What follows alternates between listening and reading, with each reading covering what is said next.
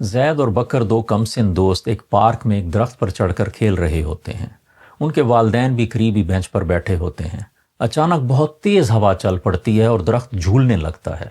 خطرہ ہوتا ہے کہ بچے گر نہ پڑیں۔ زید کا والد فوراً کہتا ہے کہ زید شاخ کو مضبوطی سے پکڑ لو، جبکہ بکر کا والد کہتا ہے کہ بکر دیکھو کہیں گر نہ جانا۔ اب ہوتا کیا ہے کہ بکر فوراً گر جاتا ہے، جبکہ زید محفوظ رہتا ہے اور وہ درخت سے آرام سے اتر آتا ہے۔ اب اس کی کیا وجہ ہے؟ ظاہر وجہیں تو کافی ساری ہو سکتی ہیں،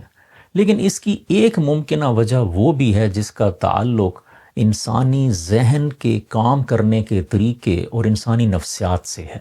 اور ذہن کے اس عمل کو نفسیات میں آئرونک پروسیس تھیوری کہتے ہیں، جس کا مطلب یہ ہے کہ جب انسانی ذہن کو کوئی ہدایت، کوئی انسٹرکشن ملتی ہے تو اس کو پروسیس کرنے میں کچھ وقت لگاتا ہے، اور اس وقت کے دوران ذہن اس ہدایت کا ایک امیج، اس کی ایک تصویر، اس کی ایک شکل کریٹ کرتا ہے، اور پھر وہ دیکھتا ہے کہ اس ہدایت پر کیسے عمل کرنا ہے۔ زید کے والد نے جو انسٹرکشن دی اسے ہم کہتے ہیں پازیٹیو انسٹرکشن، یعنی کچھ کرنے کی ہدایت، جبکہ بکر کے والد نے جو انسٹرکشن دی اسے ہم کہتے ہیں نیگیٹو انسٹرکشن، منفی ہدایت، یعنی کچھ نہ ہونے کی، کچھ نہ کرنے کی یا کچھ نہ ہو جانے کی ہدایت۔ تو زید کو ملنے والی ہدایت ایک ڈائریکٹ ہدایت تھی، براہ راست ہدایت تھی کہ شاخ کو مضبوطی سے پکڑ لو۔ ذہن کو اس کو پروسیس کرنے میں زیادہ دیر نہیں لگی اور اس نے شاخ کو پکڑ لیا، جبکہ بکر کو ملنے والی ہدایت وہ انڈائریکٹ تھی۔ اس کے ذہن نے پہلے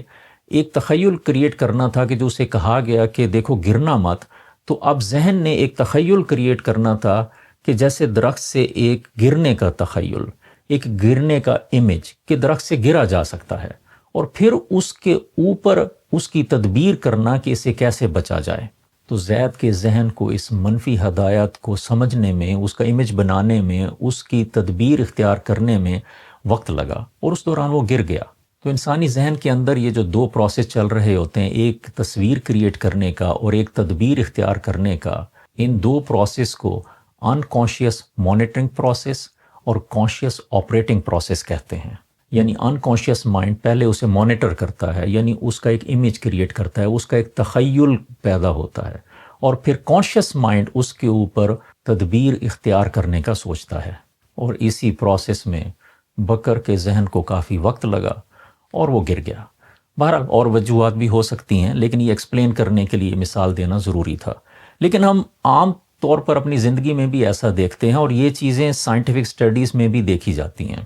مثال کے طور پر ہمارے سامنے اگر ایک چھوٹا بچہ کوئی ایک نازک سی چیز اٹھا لیتا ہے، اب ممکن ہوتا ہے کہ وہ چیز اس کے ہاتھ سے چھوٹ کر گر جائے، ٹوٹ جائے، تو اب اس کے اوپر ریئیکشنز دو طرح کے ہو سکتے ہیں۔ ایک تو یہ ہے کہ اسے کہا جائے کہ دیکھو اسے مضبوطی سے پکڑ لو، دونوں ہاتھوں سے پکڑ لو، دیکھو اسے آرام سے ٹیبل پر رکھ دو۔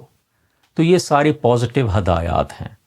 جبکہ دوسرا ریئیکشن یہ بھی ہو سکتا ہے کہ ہم اسے کہیں کہ دیکھو کہیں گر نہ جائے، دیکھو کہیں ٹوٹ نہ جائے۔ اب اسی آئرونک پروسیس تھیوری کے مطابق